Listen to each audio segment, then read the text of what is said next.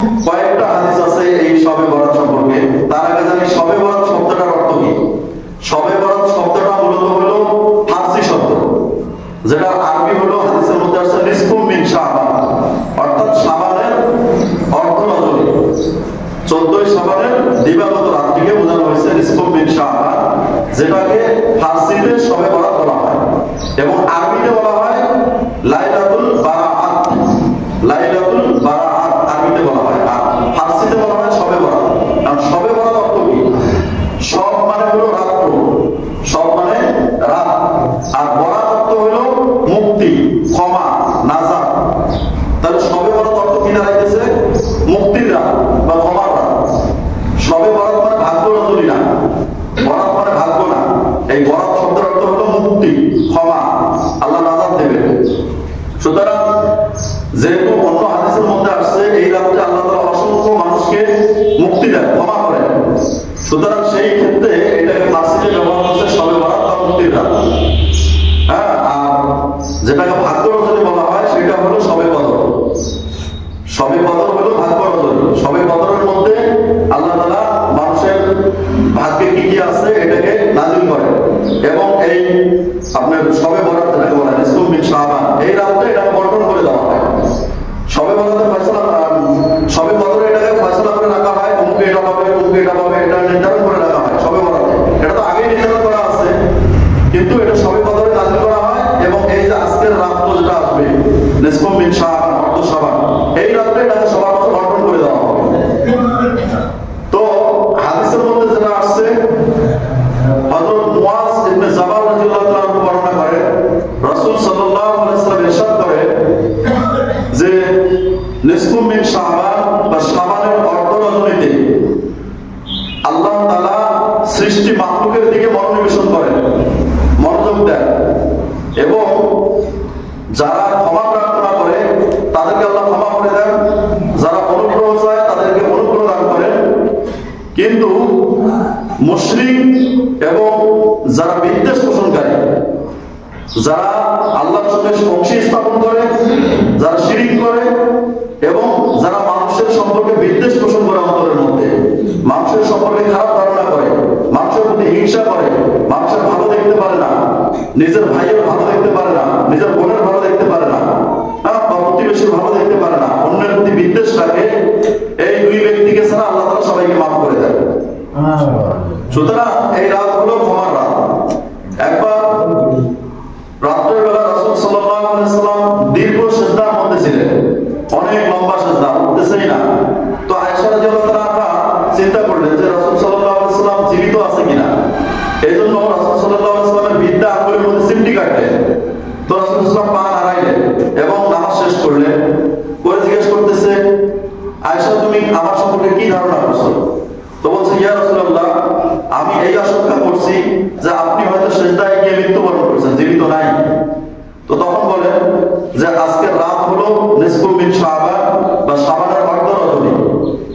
এই রাতে আল্লাহ তাআলা সৃষ্টিকুলের দিকে মনোনিবেশন করেন এবং ক্ষমা প্রার্থীকে ক্ষমা করে দেন এবং সাহায্য প্রার্থীকে সাহায্য করেন। এবং এখানেও এই কথাই বলেন, বিদ্বেষ পোষণকারী এবং মুশরিককে তার অবস্থায় রেখে দেন। অর্থাৎ যারা মুশরিক শিরক করে এবং যারা অন্যের প্রতি বিদ্বেষ পোষণ করে তাদেরকে আল্লাহ তাআলা ক্ষমা করেন না, তাদের জায়গাতেই রেখে দেন। এবং আরেক রাতে দেখেন রাসূল সাল্লাল্লাহু আলাইহি ওয়াসাল্লাম বিছানার মধ্যে নাই। আয়েশা রাদিয়াল্লাহু তাআলা মাঝরাতে উঠলেন, দেখেন যে রাসূল সাল্লাল্লাহু আলাইহি ওয়াসাল্লাম ঘরের মধ্যে নাই। তিনি চিন্তায় পড়ে গেলেন যে কোন দিকে গেল, কাফের বেঈমানরা তাকে ধরলো নাকি। তো তিনি খুঁজতে খুঁজতে দেখলেন যে রাসূল সাল্লাল্লাহু আলাইহি ওয়াসাল্লাম মদিনার মধ্যে জান্নাতুল বাকিতে কবরস্থানে গিয়ে কবর জিয়ারত করতেছেন, মৃত ব্যক্তিদের জন্য দোয়া করতেছেন। তো তিনিও সেখানে গেলেন। এরপর রাসূল সাল্লাল্লাহু আলাইহি ওয়াসাল্লাম তাকে বললেন যে আজকে হলো নিসফু মিন শাবান, অর্থাৎ শাবানের অর্ধ রজনী। এই রাতে আল্লাহ তাআলা ক্ষমা প্রার্থীদেরকে ক্ষমা করে দেন, যারা আল্লাহর কাছে সাহায্য চায় তাদেরকে সাহায্য করেন। এবং পরবর্তীতে রাসূল সাল্লাল্লাহু আলাইহি ওয়াসাল্লাম বলেন যে এই রাতে আল্লাহ তাআলা বনী কাল গোত্রের বকরি এবং ভেড়ার যে পরিমাণ পশম আছে এই পশম পরিমাণ মানুষকে আল্লাহ তাআলা ক্ষমা করে দিবেন। সুবহানাল্লাহ। এবং পরবর্তীতে রাসূল সাল্লাল্লাহু আলাইহি ওয়াসাল্লাম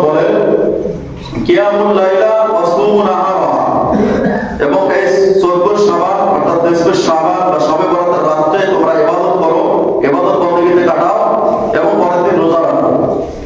এখান থেকে এই রাতে ইবাদত করার কথা বোঝানো হয়েছে, রাতে ইবাদত করা যাবে।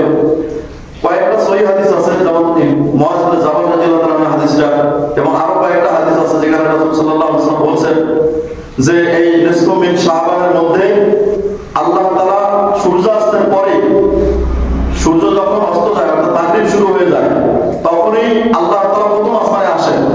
তো এর আগে আমি বলছিলাম আল্লাহ তাআলা কত বড়, আল্লাহ তাআলার আরশ কত বড়, এই আসমানের জায়গাটা কত বড়।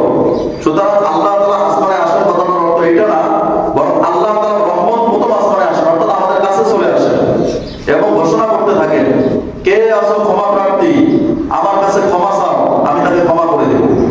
কে আছো অভাবগ্রস্ত, আমার কাছে অভাব মুক্তি চাও, আমি তার অভাব দূর করে দেব। কে আছো ঋণগ্রস্ত, আমার কাছে ঋণ মুক্তি চাও, আমি তার ঋণ দূর করে দেব। কে আছো বিপদগ্রস্ত, আমার কাছে বিপদ মুক্তি চাও, আমি তার বিপদ দূর করে দেব। এইভাবে বিভিন্ন বিষয় আল্লাহ তাআলার রহমত মানুষকে ডাকতে থাকে ভোর হওয়া পর্যন্ত। সুতরাং এই রাতে যে ব্যক্তি আল্লাহর কাছে ক্ষমা চাইবে, আল্লাহর কাছে ইবাদত করবে, আল্লাহর কাছে মুক্তি চাইবে, নিজের জন্য, নিজের পরিবারের জন্য, প্রতিবেশীর জন্য, এবং যত ধরনের বিপদ আছে, যত ধরনের সমস্যা আছে, আল্লাহর কাছে চাইবে, তো আল্লাহ তাআলা পূর্ণ করার ওয়াদা করছে। এই জন্য এই রাতে ইবাদত করতে হবে। এবং ইবাদত কি করতে হবে, এবং পরের দিন রোজা রাখার কথা বলা হয়েছে। রোজা কিভাবে রাখবে, যেহেতু এই হাদিসটাকে অনেকে দুর্বল বলে, এখন বুঝতে হবে হাদিস দুর্বল না বর্ণনাকারী দুর্বল। রাসূল সাল্লাল্লাহু আলাইহি সাল্লামের একটা কথা, এটাই অনেক বড় দামি, অনেক ওজনওয়ালা এবং সবকিছুর থেকে মূল্যবান। কিন্তু দুর্বল কোনটা, যিনি বর্ণনা করছেন তার মধ্যে দুর্বলতা আছে, হাদিসের মধ্যে দুর্বলতা নাই। হাদিসটা যে বর্ণনা করছে তার চারিত্রিক বা তার আমলের মধ্যে, তার গুণের মধ্যে কিছু ত্রুটি আছে, এই কারণে ওই হাদিসগুলোকে দুর্বল বলে, হাসান বলে। আর যে বর্ণনাকারী সব দিক থেকে পরিপূর্ণ, তার সমস্ত গুণ ভালো আছে, তার কথায় কাজে মিল আছে, কোনো মিথ্যা কথা কখনো বলে নাই, হ্যাঁ, যার চারিত্রিক সব দিক গুণের পরিপূর্ণ এবং হাদিসটা সরাসরি রাসূল সাল্লাল্লাহু আলাইহি ওয়াসাল্লাম থেকে শুনে বর্ণনা করছে, ওই হাদিসটাকে সহিহ হাদিস বলে। তো বর্ণনাকারী ত্রুটি থাকতে পারে, কিন্তু আল্লাহ রাসূলের কথার মধ্যে কোনো ত্রুটি নাই, আছে নাকি? আল্লাহ রাসূলের কথার মধ্যে ত্রুটি নাই, কিন্তু যিনি বর্ণনা করছেন তার মধ্যে ত্রুটি থাকতে পারে। তো মুহাদ্দিসিনে ইকরাম এটার মধ্যে একমত হয়েছে যে যেগুলা হাদিসের মধ্যে ফজিলত বর্ণনা করা হয়েছে, এই আমল করলে এই লাভ, এই আমল করলে এই লাভ, এই ফজিলত বর্ণিত হাদিসগুলো যদি দুর্বল হয়, ওই বর্ণনা করে যদি তার মধ্যে ত্রুটিও থাকে, তবুও এই হাদিসগুলো আমলযোগ্য। হ্যাঁ, যদি কোনো হাদিসের মধ্যে ফজিলত থাকে যে এই আমল করলে এই লাভ হবে, তাহলে সেক্ষেত্রে ওই ব্যক্তি ওই লাভের আশায় যদি ওই ইবাদতটা করে, তো ওই হাদিস বর্ণনা করে যদিও দুর্বল হয়, তবুও ওই হাদিসটা আমলযোগ্য। সুতরাং এই হাদিসটাকে যদি জয়ী বলা হয়, তবুও যেহেতু এটা ফজিলতের হাদিস, সুতরাং এটা আমলযোগ্য। এবং যেহেতু নিসফু শাবান, এই মধ্য রজনীর, শাবান মাসের মধ্য রজনীর কথা আরো কয়েকটা হাদিসের মধ্যে বর্ণিত হয়েছে এবং সহিহ, সুতরাং এই আমলগুলো আমরা করতে পারি। কিন্তু এখানে বুঝতে হবে আমলের তরিকা কি, কি আমল করবো, কিভাবে করবো, এবং রোজা কয়টা রাখতে হবে, কিভাবে রাখতে হবে, এটা হলো জানার বিষয়, মানার বিষয়। তো সুতরাং আমরা জানতে পারলাম যে নিসফু শাবান হলো ইবাদতের রাত্রি এবং পরের দিন হলো রোজা রাখার দিন। এবং এই রাত্রে আমরা কি আমল করব, এখানে আমাদের মধ্যে কিছু অনেকেই বলে এই রাত্রে 12 রাকাত নামাজ আদায় করতে হবে, বা 20 রাকাত নামাজ আদায় করতে হবে, বা এই সূরা এতবার পড়তে হবে, অমুক সূরা এতবার পড়তে হবে। এই ধরনের কোনো নির্দিষ্ট নিয়ম নীতি নাই। শবে বরাতের রাত্রে, শবে কদরের রাত্রে, বা যে কোনো রাত্রে মানুষ কি ইবাদত করবে, এই ইবাদতের কথা হাদিসের মধ্যে বর্ণিত হয় না যে তোমরা সারা রাত এত রাকাত নামাজ পড়ো, সারা রাত এত রাকাত তেলাওয়াত করো, এত পারা তেলাওয়াত করো, এই ধরনের কোনো বর্ণনা আসে না। বরং এই রাত্রে ইবাদতের কথা যেমন ভাবে আসছে, ঠিক শবে কদর যেটা আসতেছে রমজান মাসে, এই শবে কদরের রাত্রের ব্যাপার বলছে যে এই শবে কদরের রাত্রে যারা এক রাত্রে ইবাদত করবে, তো তারা 1000 মাসের চেয়ে বেশি রাত্রে ইবাদত করার সওয়াব আল্লাহ তাআলা তাদেরকে দান করবেন। তো এই রাত্রে যে কি ইবাদত করতে হবে, এটা কিন্তু হাদিসের মধ্যে আসে না, কোরআনের মধ্যে বলে নাই যে তোমরা রাত্রের মধ্যে এত রাকাত নামাজ পড়ো, এতবার জিকির করো, এতবার দরুদ শরীফ পড়ো, এরকম কোনো বর্ণনা আসে না। শুধু রাত্রে ইবাদত, দিনে রোজা, এই কথা আছে। সুতরাং রাত্রে আমরা কি ইবাদত করব, এই ইবাদতের ব্যাপারে একজন মানুষের দৈনিক ইবাদত 6টা। কয়টা? নফল ইবাদত, ফরজ না। ফরজ তো 5 ওয়াক্ত নামাজ আছেই প্রত্যেকদিন। রমজান মাসে যখন রোজা আসবে তখন তো রোজা রাখতেই হবে, এটা হলো ফরজ। কিন্তু এমনিতে একজন মানুষের দৈনিক নফল ইবাদত হলো 6টা। এক নম্বরে সে নফল নামাজ আদায় করবে। কি করবে? নফল নামাজ আদায় করবে। 2 নম্বরে সে কোরআনে পাকের তেলাওয়াত করবে। 3 নম্বরে আল্লাহ তাআলার জিকির করবে। 4 নম্বরে রাসূল সাল্লাল্লাহু আলাইহি ওয়াসাল্লামের উপর দরুদ শরীফ পাঠ করবে। 5 নম্বরে বেশি বেশি তওবা ইস্তিগফার করবে, নিজের ভুলগুলো আল্লাহর সামনে পেশ করবে, নিজের ভুলগুলো আল্লাহর কাছে স্বীকার করবে। 6 নম্বরে আল্লাহ তাআলার কাছে কাকুতি বিনতি করে চোখের পানি ফেলায়া কান্নাকাটি করবে। এই 6টা ইবাদত কয় দিনে? প্রত্যেক দিনে যে যতটুকু পারে। আপনি 2 রাকাত নামাজের সুযোগ পাইছেন 2 রাকাত করবেন। আপনি একটা সূরা তেলাওয়াত করার সুযোগ পাইছেন একটা সূরা পড়বেন। আপনি 10 বার সুবহানাল্লাহ পড়ার সুযোগ পাইছেন 10 বার পড়বেন। আপনি 10 বার দরুদ শরীফ পাঠ করার সুযোগ পাইছেন 10 বার পড়বেন। আপনি 2-4 বার 5-6 বার আস্তাগফিরুল্লাহ পড়ার সুযোগ পাইছেন 5-6 বার পড়বেন এবং 2-4 মিনিট আল্লাহর কাছে দোয়া করার সুযোগ পাবেন পড়বেন। এটা হলো দৈনিক আমল। এবং এই যে আজকের রাত বলেন আর শবে কদরের রাত বলেন আর যে কোনো রাত বলেন, যে রাতে আপনি ইবাদত করেন প্রত্যেক রাতে ইবাদতের নিয়ম একই। এখানে নতুন করে বাড়ার বা কমার কোনো সুযোগ নেই। এবং আপনার আমল করার যোগ্যতার উপর আপনি আমল করবেন, কোনো ধারাবাধা নিয়ম নাই। আপনি অনেকে বলে 12 রাকাত নামাজ, এই যে 12 রাকাত নামাজের কথা এই কারণে মনে হয় বলছে, কেননা রাসূল সাল্লাল্লাহু আলাইহি ওয়াসাল্লাম রাতে তাহাজ্জুদ আদায় করতেন কখনো 8 রাকাত, কখনো 10 রাকাত, কখনো 12 রাকাত। বুঝছেন? রাসূল সাল্লাল্লাহু আলাইহি ওয়াসাল্লাম কখনো তাহাজ্জুদ আদায় করতেন 8 রাকাত, কখনো আদায় করতেন 10 রাকাত, কখনো আদায় করতেন 12 রাকাত। সেই ক্ষেত্রে হয়তো বা কেউ বলছে যে রাতে আমরা 12 রাকাত নামাজ পড়ি, ওই তাহাজ্জুদকে কেন্দ্র করি, এটা কিন্তু শবে বরাতকে কেন্দ্র করি না। সুতরাং কেউ রাতে যদি ইবাদত করতে চায় সে 2 রাকাত পড়তে পারে, 4 রাকাত পড়তে পারে, 8 রাকাত পড়তে পারে, 12 রাকাত পড়তে পারে, 20 রাকাত পড়তে পারে, তার ব্যক্তিগত ব্যাপার। এখন কথা হলো নফল নামাজ আদায় করবে কারা? নফল নামাজ দিনে পড়ে না রাতে পড়ে কারা পড়বে? যাদের ফরজ নামাজ কাজা নাই। বুঝলেন নাই? যাদের ফরজ নামাজ কাজা নাই তারাই নফল নামাজ পড়বে। কেননা তার ফরজ যদি জিম্মায় থাকি যায় তাহলে এই নফল তার করার কোনো দরকার নাই, তাকে ফরজ আগে কাজা আদায় করতে হবে। তাহলে এই রাতগুলা শবে বরাত বলেন আর শবে কদর বলেন বা যে কোনো রাতে আপনি নামাজ পড়েন, যখন নামাজের সুযোগ পান অথবা 5 ওয়াক্ত নামাজ যখন আদায় করেন, যখন আগে আসেন পরে আসেন একটু সময় থাকে, তখন আপনি আপনার জীবনের যে ফরজ নামাজগুলো কাজা হয়ে গেছে, একদিনের হোক আর 1 মাসের হোক আর 1 বছরের হোক আর 5 বছরের হোক, এই নামাজগুলো আপনাকে আদায় করতে হবে। কেমনে আদায় করবেন? প্রথমে ফজরের 2 রাকাত ফরজ নামাজ আদায় করবেন, এরপর জোহরের 4 রাকাত ফরজ নামাজ আদায় করবেন, এরপর আসরের 4 রাকাত ফরজ নামাজ আদায় করবেন, এরপর মাগরিবের 3 রাকাত ফরজ নামাজ আদায় করবেন, এরপর এশার 4 রাকাত ফরজ নামাজ আদায় করবেন।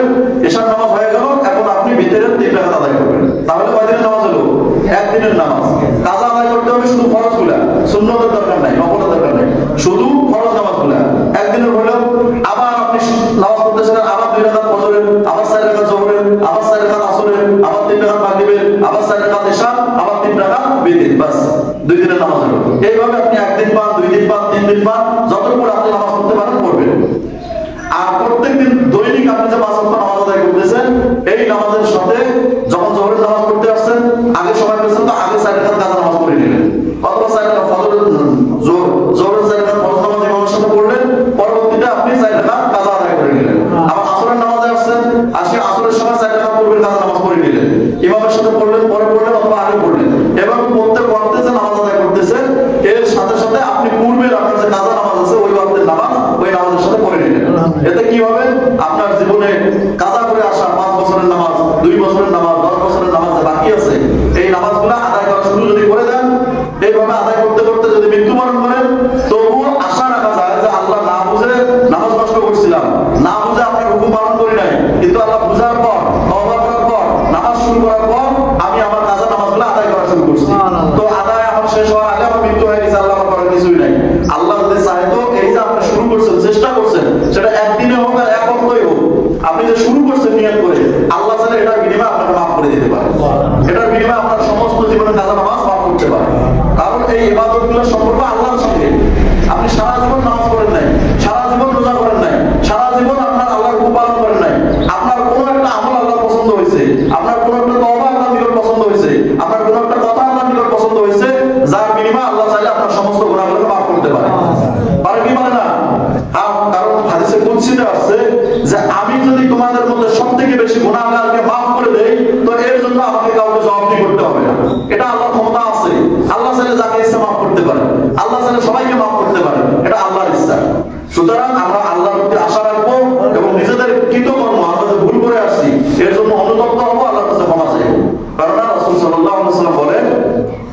উত্তম গুনাহগার ওই ব্যক্তি যে ব্যক্তি গুনাহ করার পর তওবা করে।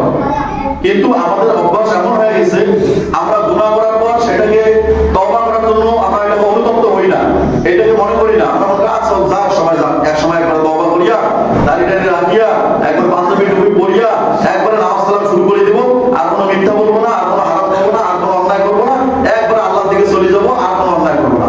আপনার ওই সময় পর্যন্ত হায়াত থাকবে কিনা কোনো নিশ্চয়তা আছে? এটা হলো শয়তানের একটা বড় ধোঁকা। আরে যুবক মানুষ, বয়স এখনো কম, চালায় না। এখন যদি তুই তওবা করিস, এখন যদি ভালো কাজ শুরু করিস, তো পরবর্তীতে কাজ করবি কেমনে, অন্যায় কাজ করবি কেমনে? এজন্য আগে চালায় যাই, পরে একবার তওবা করে ভালো হবো। এটা হলো শয়তানের সবথেকে বড় ধোঁকা। বরং যদি আপনার কোনো কারণে ইচ্ছায় হোক অনিচ্ছায় হোক, যদি আপনার কোনো ভুল হয়ে যায়, যদি কোনো গুনাহ হয়ে যায়, দেরি না করে সঙ্গে সঙ্গে তওবা করবেন। আল্লাহ ভুল করছি, আল্লাহ মাফ করে দাও, আর করবো না। হইতে পারে ওই তওবাই আপনার জীবনের শেষ তওবা, হইতে পারে ওই দিনে আপনার জীবনের শেষ মৃত্যু, হইতে পারে ওই দিন রাত্রেই আপনার মৃত্যু হয়ে যাবে। কেননা যাদের মৃত্যু হইতেছে সকালে দুপুরে রাত্রে, তারা কিন্তু জানে না ওই দিন তার মৃত্যু হইতেছে। জানে নাকি? জানে না। এই জন্য আমরা অবশ্যই বেশি থেকে বেশি তওবা করবো, ভুল স্বীকার করবো। এবং এই রাত্রে নফল নামাজ না, যাদের কাজা নামাজ বাকি আছে তারা আমরা কাজা নামাজগুলো আদায় করবো। এরপর যারা কোরআন পড়তে পারি, কোরআন শরীফ জানি, তারা আমরা কিছু সময় কোরআন তেলাওয়াত করবো। এবং যদি না পারি, যারা পারে তাদেরকে পড়তে বলবো, আমরা কিছু সময় শুনবো। কেননা রাসূল সাল্লাল্লাহু আলাইহি ওয়াসাল্লাম জিবরাইল আলাইহিস সালামকে কোরআন তেলাওয়াত করে শোনাইছেন, তিনিও শুনছেন। আল্লাহ জিবরাইল আলাইহিস সালাম তার কাছে ওহী নিয়ে আসছেন, তাকে বলছেন, তিনি শিখছেন, এবং তিনিও কোরআন তেলাওয়াত করে রমজান মাসে জিবরাইল আলাইহিস সালামকে শোনাইতেন। সুতরাং কোরআন শরীফ নিজেও যেমন পড়া, অন্য যারা পারে তার কাছ থেকেও শোনা, এটার মধ্যেও সওয়াব আছে। এজন্য আমরা যারা পারি তারা যতটুকু পারি কোরআন তেলাওয়াত করলাম, এবং যারা পারি না তারা যারা পারে তার কাছ থেকে তার তেলাওয়াত একটু শুনলাম। এরপর যতক্ষণ পারি সুবহানাল্লাহ, আলহামদুলিল্লাহ, লা ইলাহা ইল্লাল্লাহ, আল্লাহু আকবার, সুবহানাল্লাহি ওয়া বিহামদিহি, সুবহানাল্লাহিল আযীম, লা হাওলা ওয়া লা কুওয়াতা ইল্লা বিল্লাহ, এরকম যে যতটুকু তাসবিহ পাঠ করতে পারি যতক্ষণ পারি করলাম। এরপর আমরা রাসূল সাল্লাল্লাহু আলাইহি ওয়াসাল্লামের উপর দরুদ শরীফ পাঠ করব। অনেকগুলো হাদিস আছে দরুদ পড়া, তো আমরা যেটা সহজ আমাদের কাছে মনে হয়, হযরত আমরা যে নামাজের মধ্যে যে দরুদ পড়ি, দরুদ ইব্রাহিম, এটা পড়তে পারি। এমনি আল্লাহুম্মা সাল্লি আলা সাইয়্যিদিনা নাবিয়িনা শাফিঈনা হাবিবানা মাওলানা মুহাম্মদ সাল্লাল্লাহু আলাইহি ওয়াসাল্লাম, এটা পড়তে পারি। জাযাল্লাহু আন্না মুহাম্মাদান সাল্লাল্লাহু আলাইহি ওয়াসাল্লাম ওয়া আহলুহু, এটা পড়তে পারি। তারপর সাল্লাল্লাহু আলাইহি ওয়াসাল্লাম ছোট দরুদ, এটা পড়তে পারি। তো যে যে দরুদ জানি সেই দরুদ যতবার পারি, 10 বার পারি, 20 বার পারি, 100 বার পারি, 200 বার পারি পড়লাম। এরপর আমরা আল্লাহ তাআলার কাছে তওবা ইস্তেগফার করব। নিজেদের করে আসা ভুলগুলোকে খেয়াল করে আল্লাহ, অমুকটি অন্ধকারে কেউ ছিল না, কেউ দেখে নাই, কেউ জানে না, আল্লাহ আমি এই অন্যায় করছি যেটা কেউ জানে না, তুমি জানো। আল্লাহ কেউ দেখে নাই, কেউ কিছু বলবেও না, কেউ কিছু জানেও না, কিন্তু আল্লাহ আপনি তো জানেন আমি এই গুনাহগার। আল্লাহ আপনি তো জানেন আমি গুনাহ করছি। আল্লাহ আপনি তো জানেন আমি এই অন্যায় কাজ করছি। আল্লাহ আপনার কাছে ক্ষমা চাই, নিজের ভুল স্বীকার করতেছি, আল্লাহ মাফ করে দেন। এইভাবে আমরা আল্লাহর কাছে নিজের ভুলগুলোকে স্বীকার করব। কেননা যারা নিজেকে ছোট মনে করে, নিজের ভুল স্বীকার করে, আল্লাহকে বড় মনে করে, আল্লাহর কাছে ক্ষমা চায়, তো আল্লাহ তাআলা তাকে ক্ষমা করে দেন। এইজন্য তওবা ইস্তেগফার করব। এরপর আল্লাহ তাআলার কাছে দুই হাত তুলে কাকুতি মিনতি করে চোখের পানি বের করে আমরা আল্লাহর কাছে কান্নাকাটি করব। চোখের পানির কত দাম জানেন? চোখের পানির মূল্য কত? আল্লাহ তাআলা এই যে আমরা নদীগুলো দেখতেছি, সাগরগুলো দেখতেছি, এই যে মেঘের মধ্যে যে পানি উড়াইতেছে, আল্লাহর পানির অভাব আছে নাকি? এই যে সাগর ভর্তি পানি, সাত সাগর ভর্তি পানি, এই যে আসমানের বৃষ্টির মেঘের পানি, পানির অভাব আছে আল্লাহ? নাই। কিন্তু এরপরেও আল্লাহ তাআলার কাছে চোখের এক ফোঁটা পানির মূল্য অনেক বেশি।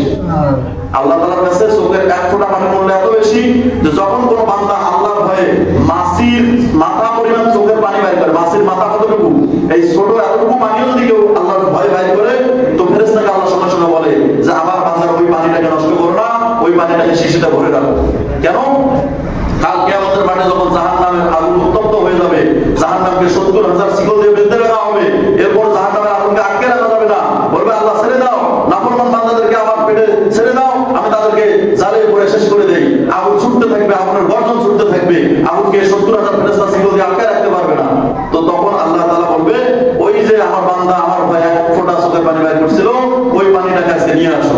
ওই পানিটাকে নিয়ে আসবে, জাহান্নামের পানির মধ্যে দিয়ে দিবে, আগুনের মধ্যে দিয়ে দিবে, তো জাহান্নামের আগুন সঙ্গে সঙ্গে তার থেকে দূরে চলে যাবে। সুবহানাল্লাহ, কত দাম আল্লাহ তাআলার কাছে এই চোখের পানির। কিন্তু আজকে আমাদের অন্তর এমন ভাবে পাপ করতে করতে করতে করতে শক্ত হয়ে গেছে, কালো হয়ে গেছে, এত নাফরমানি করতেছি, এত গুনাহ করতেছি, এত অন্তর কালো হয়ে গেছে, এত আল্লাহর আযাব দেখতেছি, এত ক্ষতি দেখতেছি, এরপরও আল্লাহর ভয়ে এক ফোঁটা চোখের পানি আমাদের বাইরে হয় না। হ্যাঁ, খেয়াল করে দেখেন যে চোখের পানি সহজে বাইরে হয় না, অথচ আল্লাহ তাআলার কাছে এই চোখের পানির দাম অনেক বেশি। এই জন্য নিজের ভুল স্বীকার করে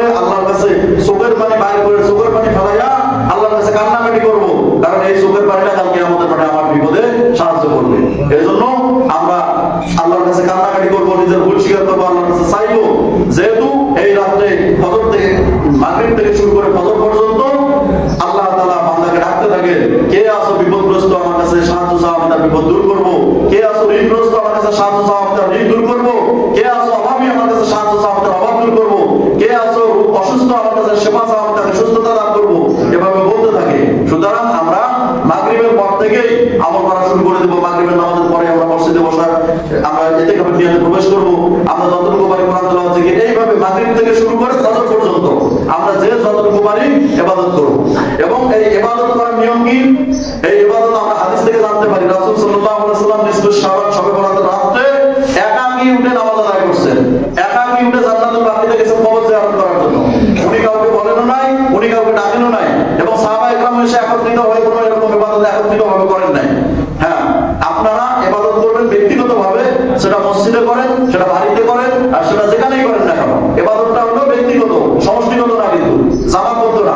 এখন আপনি ইবাদত করার জন্য মসজিদে আসছেন, এবং আপনি কাউকে ডাকেন নাই, আপনার দেখা দেখি কেউ যদি ইবাদত করতে মসজিদে আসে, এতে দোষের নাই। আপনি মসজিদে আপনার জন্য ইবাদত করার জন্য আসছেন, এবং যাক আপনি যাইতেছেন, আপনার দেখা দেখি আমিও গেলাম, আপনাকে আমি ডাকি নাই, আমাকে আপনি ডাকেন নাই, আপনার দেখা দেখি আমি গেলাম, বাস আসতে পারে, কোনো নিষেধ নাই। এখন সবাই আসতে পারে, 2-4 জন আসতে পারে, সেটা ব্যক্তিগত ব্যাপার। কিন্তু এটা হলো একাকী আমল, ব্যক্তিগত আমল, সমষ্টিগত জামাতবদ্ধ নয়। হাত ডাক করে মাইকে এলাম দিয়ে আজকে রাত্রে ইবাদত করা হবে, সকলে চলে এসো, আজকে রাত্রে কবর জিয়ারত করতে যাবো, সবাই চলে আসেন, এরকম কোনো ডাকার নিয়ম, এরকম কোনো একত্রিত হওয়ার কোনো নিয়ম নাই। কিন্তু ব্যক্তিগতভাবে আমি ইবাদত করার জন্য মসজিদে আসছি, আপনি আসছেন, আরেকজন আসছে, এতে 10-15-20 জন হয়ে গেছে, কোনো সমস্যা নেই। যতজনে হোক, যদি সবাই আসে তাতে কোনো নিষেধ নাই। কিন্তু এটা ব্যক্তিগতভাবে আপনি চাইলে মসজিদে ইবাদত করতে পারেন, আপনি চাইলে বাড়িতে ইবাদত করতে পারেন। এই হলো ইবাদতের, আজকে রাত্রের ইবাদতের নিয়ম। এবং রোজার ব্যাপারে, যে রাত্রে ইবাদত, পরের দিন রোজা। সুতরাং এই রোজাটা একটা রোজা, অনেকে আমি আসার পরে ওখানে শুনছিলাম যে শবে বরাতের রোজা 3টা, এই কথা শুনছিলাম। তো এই 3টা রোজার কথা কেন আসছে? প্রত্যেক চন্দ্র মাসে, অর্থাৎ আরবি মাসে, এটা হলো যেমন শাবান মাস চলছে, এর আগে রজব মাস গেছে, রমজান মাস আসতেছে, তারপর শাওয়াল, জিলকদ, জিলহজ, মুহররম, রবিউল আউয়াল, রবিউল সানি, এই যে আরবি মাসগুলো আছে, যেমন বাংলা মাস আর ইংরেজি মাস, এই আরবি মাসও আছে, চাঁদের সাথে সম্পর্ক। তো এই আরবি মাসের প্রত্যেক 13, 14, 15 তারিখ, আজকে কিন্তু 14 তারিখ, গতকাল গেছে 13 তারিখ, এবং আগামীকাল শনিবার হবে 15 তারিখ। তো প্রত্যেক চন্দ্র মাসের 13, 14, 15 তারিখ রোজা রাখা সুন্নাত। এটা কার সুন্নাত? এটা হলো আমাদের আদি পিতা হযরত আদম আলাইহিস সালামের সুন্নাত। তিনি প্রত্যেক চন্দ্র মাসের 13, 14, 15 তারিখ রোজা রাখতেন, এবং তারই অনুসরণে আমাদের নবী মুহাম্মদ রাসূলুল্লাহ সাল্লাল্লাহু আলাইহি ওয়াসাল্লামও প্রত্যেক 13, 14, 15 তারিখ রোজা রাখতেন। সেই হিসাবে এটাকে আইয়ামে বীজের রোজা বলা হয়। এই রোজাটা রাখা সুন্নাত। এবং রাসূল সাল্লাল্লাহু আলাইহি ওয়াসাল্লাম প্রত্যেক সোমবার এবং বৃহস্পতিবার রোজা রাখতেন। প্রত্যেক বৃহস্পতিবার এবং সোমবার রোজা রাখা কি সুন্নাত। সুতরাং কেউ যদি এই নিয়মে 3টা রোজা রাখে, যেমন গতকালকে একটা হয়েছে, আজকে একটা, কেউ অনেকে রোজা আছে এবং আগামীকাল একটা রাখবে, তাহলে এখানে কয়টা সুন্নাত হবে? একটা হলো আইয়ামে বীজের রোজা রাখা সুন্নাত, এটা আদায় হলো। আর একটা হলো গতকাল বৃহস্পতিবার ছিল, তার একটা সুন্নাত, বৃহস্পতিবার রোজা রাখা সুন্নাত, এটা একটা গেল। আর একটা গেল যে আগামীকাল যে রোজাটা রাখবে, যেটা শবে বরাতের রোজা বলা হয়, এই রোজা। তাহলে এখানে 3টা আমল একসাথে আদায় হয়ে গেল, 3টা রোজা আদায় করার কারণে। সুতরাং এই ক্ষেত্রে হয়তো অনেকে বলছে যে শবে বরাতে একটা রোজা না রাখিয়া 3টা রোজা রাখবে। তো মানুষ এটাকে আস্তে আস্তে নিয়ে আসছে যে শবে বরাতের রোজা 3টা। আসলে এটা একটু বুঝতে ভুল হয়েছে। শবে বরাতের রোজা কয়টা? একটা। কিন্তু 3টা রোজা রাখলে এখানে 2টা সুন্নাত আদায় হয়। যদি এই সব মানে আজকে গতকালকে বৃহস্পতিবার না পড়তো, অন্যদিন পড়তো, এবং আজকে শুক্র শনিবার না পড়তো, অন্যদিন পড়তো, তাহলে 2টা আদায় হতো। একটা হলো আইয়ামে বীজের 3টা রোজা রাখা, এবং একটা শবে বরাতের রোজা রাখা। কিন্তু এই যে এই বৃহস্পতিবার এই 3 দিনের মধ্যে পড়ছে, বিধায় এখানে 3টা আদায় হইতেছে। সুতরাং শবে বরাতের রোজা একটা, কিন্তু কেউ যদি এই 3টা রোজা আদায় করে, তাহলে এর সঙ্গে তার 2টা বা 3টা নিয়ম পালন হয়ে যাবে। এর জন্য আমরা এই জিনিসটা যারা রোজা রাখে তাদেরকে বলবো যে শবে বরাতের রোজা মূলত একটা, কিন্তু 3টা রোজা রাখলে এখানে ডাবল সওয়াব পাওয়া যায়। শবে বরাতের রোজা 3টা, বাস এতটুকু জানলেই যথেষ্ট। সে এখন একটা রোজা রাখুক আর 3টা রাখুক, কোনো সমস্যা নেই। এই হলো রোজা রাখার নিয়ম। সুতরাং আমরা যে আমলগুলা যেভাবে বর্ণিত হয়েছে, যেভাবে করলে সুন্নাত আদায় হবে, যেভাবে করলে বিদআত হবে না, সেইভাবে আদায় করার চেষ্টা করবো, সেইভাবে মানিয়ে চলবো। তাহলে আল্লাহ চাইতো আমাদের দুনিয়াতেও আল্লাহ তাআলা সুখ শান্তি সফলতা দেওয়ার ওয়াদা করছেন, এবং মৃত্যুর পরে আল্লাহ তাআলা নাজাত দিয়ে জান্নাত দেওয়ার ওয়াদা করছেন। কেননা আল্লাহ তাআলা অন্য আয়াতের মধ্যে বলেন, ইন্নাল্লাযীনা ক্বালু রাব্বুনাল্লাহ সুম্মা ইসতাকামু তাতানাজ্জালু আলাইহিমুল মালায়েকাতু আল্লা তাখাফু ওয়া লা তাহজানু ওয়া আবশিরু বিল জান্নাতিল্লাতী কুনতুম তুআদুন। নিশ্চয়ই যারা বলে আমাদের রব কে? আমাদের রব আল্লাহ। নিশ্চয়ই যারা বলে আমাদের রব আল্লাহ, শুধু এই কথা মুখে বলেই থামে না। ইকরার বিল লিসান, তাসদিক বিল জিনান, আমল বিল আরকান। জবানে বলা, অন্তরে বিশ্বাস করা, আমল বিল আরকানটা কি? পাঁচ ওয়াক্ত নামাজের সময় যখন হয় নামাজ আদায় করা। সামনে রমজান আসতেছে, রমজানের রোজা আদায় করা। যাদের সম্পদ পরিমাণ নেশাব পরিমাণ মাল আছে যাকাত দিবে, হজ করবে। এইভাবে আল্লাহ তাআলা যেগুলো হালাল করছে হালালগুলোকে গ্রহণ করবে, যেগুলোকে হারাম করছে সেগুলোকে বর্জন করবে। এইটা হলো আমল বিল আরকান, অর্থাৎ আল্লাহ তাআলা আদেশ নিষেধগুলোকে পরিপূর্ণ মানিয়ে চলা। এইটাকে যারা করবে তাহলে কি হবে?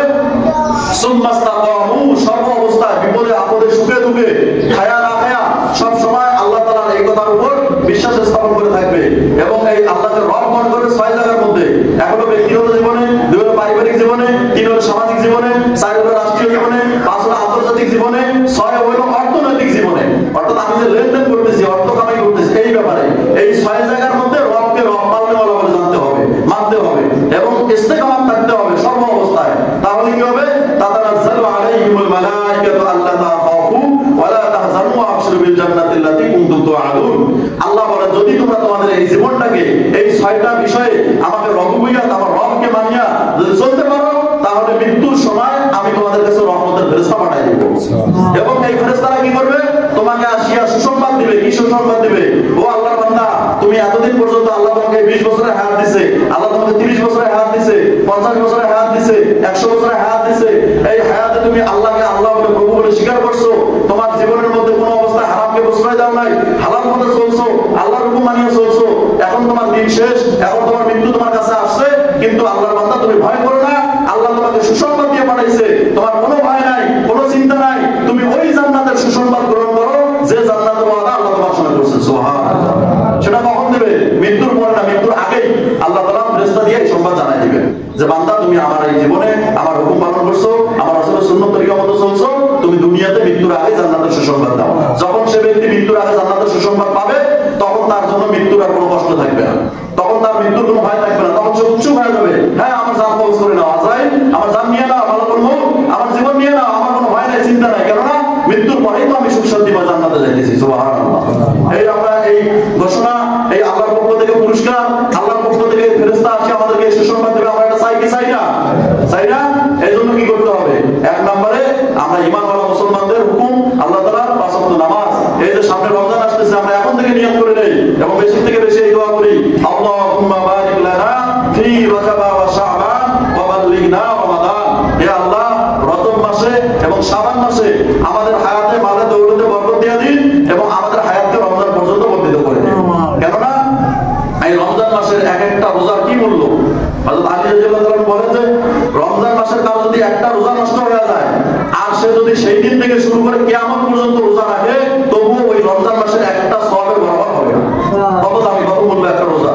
সুতরাং আমরা এখন থেকে নিয়ত করে নিয়ে আল্লাহর কাছে দোয়া করি যেন আল্লাহ তাআলা আমাদেরকে সমস্ত বিপদ আপদ বালা মুসিবত রোগ ব্যাধি থেকে হেফাজত করে, আর্থিক সচ্ছলতা দিয়ে সব দিক থেকে আমাদেরকে বরকত দান করে রমজান মাসের সহি সুন্দরভাবে প্রত্যেকটা রোজা আদায় করার তৌফিক দান করেন এবং প্রত্যেক রাতের যে আমাদের তারাবির নামাজ আছে এই নামাজগুলো আদায় করে এবং যে যতটুকু পারি রমজান মাসে নামাজ, নফল নামাজ, কোরআন তেলাওয়াত, এই যে 6টা আমলের কথা বলে আমি আমলগুলো করার চেষ্টা করব। কেননা আমরা রমজান মাসে যদি একটা নফল ইবাদত করি, রমজান মাসের একটা নফল এই যে শাবান মাসের একটা ফরজের সমান। সুবহানাল্লাহ।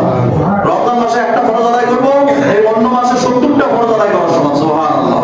এজন্য রমজান মাসকে আমরা খুব গুরুত্বের সাথে পালন করার চেষ্টা করব, খুব গুরুত্বের সাথে রোজাগুলো আদায় করব। সমস্ত অন্যায়, অশ্লীলতা, খারাপ কাজ, হয়তো কথাবার্তা, গালিগালাজ, এই সমস্ত কাজ থেকে বিরত থেকে রমজানে আমরা রোজাগুলো আদায় করার চেষ্টা করব।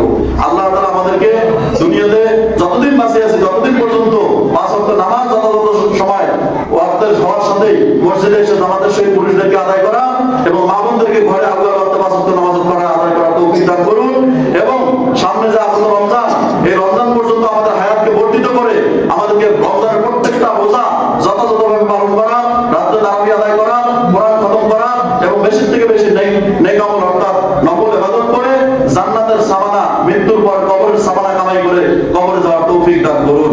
আল্লাহ তাআলা আগে আমাকে বোঝান এবং সকল মুসলিমকে বোঝার এবং আমল করার তৌফিক দান করুন। ওয়া আখিরু দাওয়ানা আলহামদুলিল্লাহি রাব্বিল আলামিন।